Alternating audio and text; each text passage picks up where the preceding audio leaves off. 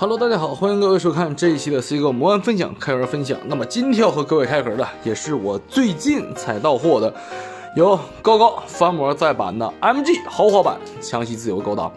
这款模型目前的均价是在110元到115元之间。4-5年前啊，其实那个时候呢，在我做模型初期的时候，就已经是做过了这一款模型。当年啊，因为我还是在上高中，所以说呢，基本上是没有做过视频的。那么今天呢，这也是趁着这一次的再版，来简单的给各位做一下这一次再版的豪华版强袭自由高达。在盒子锋规方面，我个人认为豪华版的强袭自由高达呢是真的帅气，尤其是这个五彩大炮开炮的这么一个样式。但是吧，说句实在话 ，MG 强袭自由啊真的是老模了，所以说呢，我个人不是特别的喜欢这种比较素的机体，因为实在是太素了。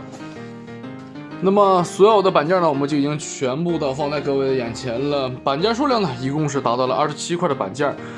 我个人认为啊，其实相对来说，这个豪华版强袭自由的板件量呢还是蛮大的。虽然说作为老模来说呢，但是说明书里边的这一些峰会了，还有一些什么其他的东西了，我个人呢还是比较喜欢的。然后这一次的贴纸呢，依旧是提供了刮贴、普特贴纸，还有底下的一张胶贴，而且这一次换包装了呀，换的这种带胶的啊，没换包装，妈吓死我了，我还去换包装了。那么纸质部分也就是这些了。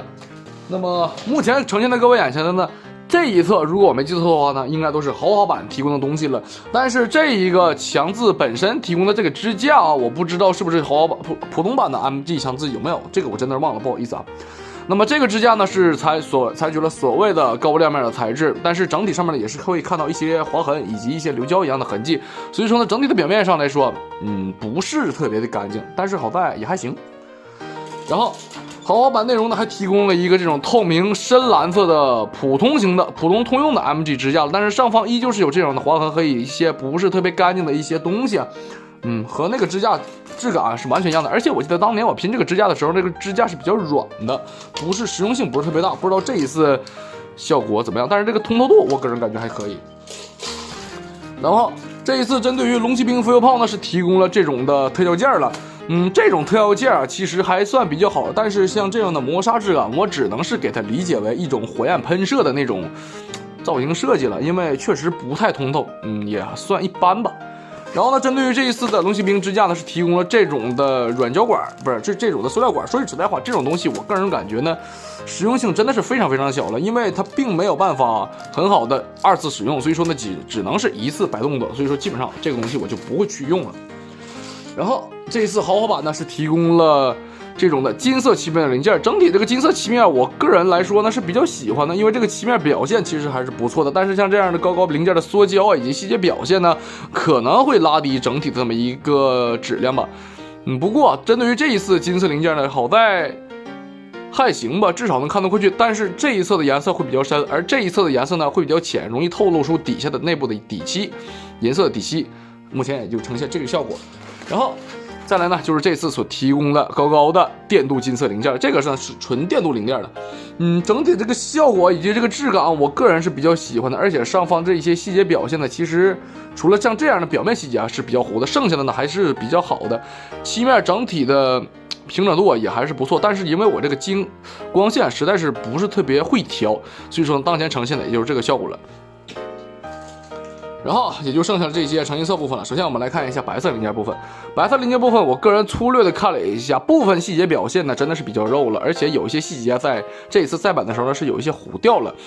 但是整体大面上来说呢，只能说还算是说得过去吧。白色零件整体的表面算是比较干净的一种水准，但是依旧是摸上去会有一种高的所谓的磨砂的质感。整体来说，也就是当前的这么一个水准了。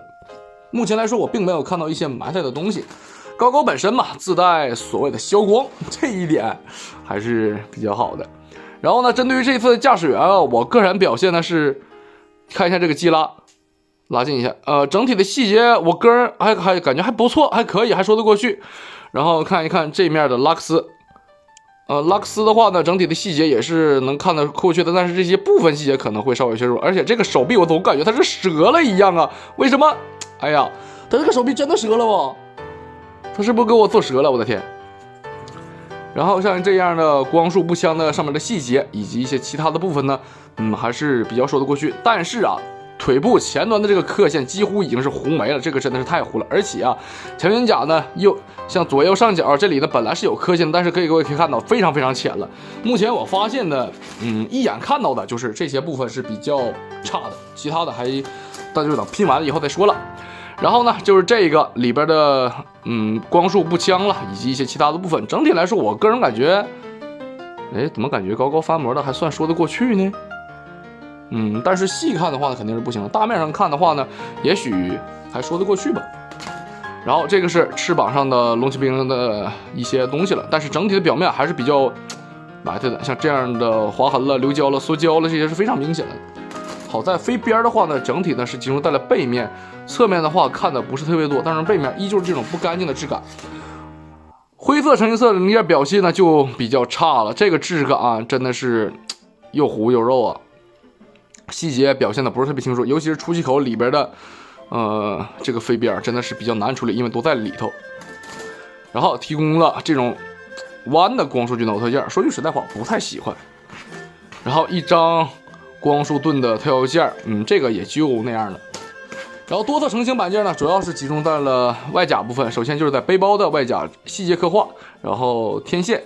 还有一些其他的部分。目测我这个呢应该是没有中奖的，差不多就是这些。然后这个部分空的出来的呢是那个眼部透明件的，在盒子里掉在盒子里了。然后这样的红色成型色，红色成型色的发色，我个人感觉还好，但是像这样的高表面的划痕以及缩胶，在光照下是比较明显的。一把通用 PC 件。然后就是这一次的这个是背包上的翅膀上的零件了。蓝色成型色部分呢，是我个人认为最不好的一个部分。整体的发色还可以，但是缩胶以及细节刻画呢，就真的不是特别的好了。像这样的脚后跟零件以及其他的部分零件，好在蓝色占比呢并不是特别多，主要还是集中在了龙骑兵浮游炮身上。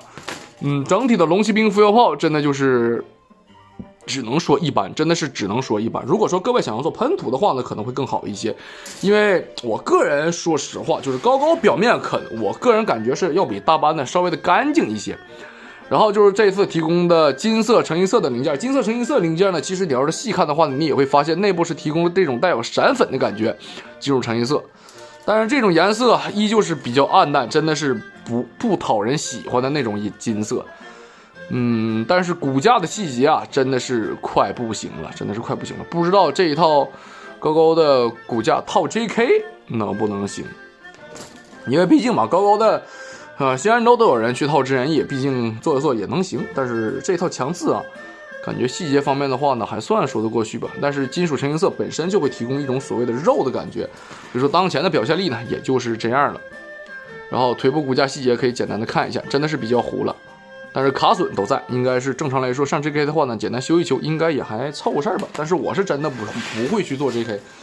真的是费时费力。那么这款 MG 豪华版长期自由呢，大概就是这些东西了。我呢也会尽快的拼完给各位做一个详细的评测。那么我们到时候评测不见不散了，拜拜。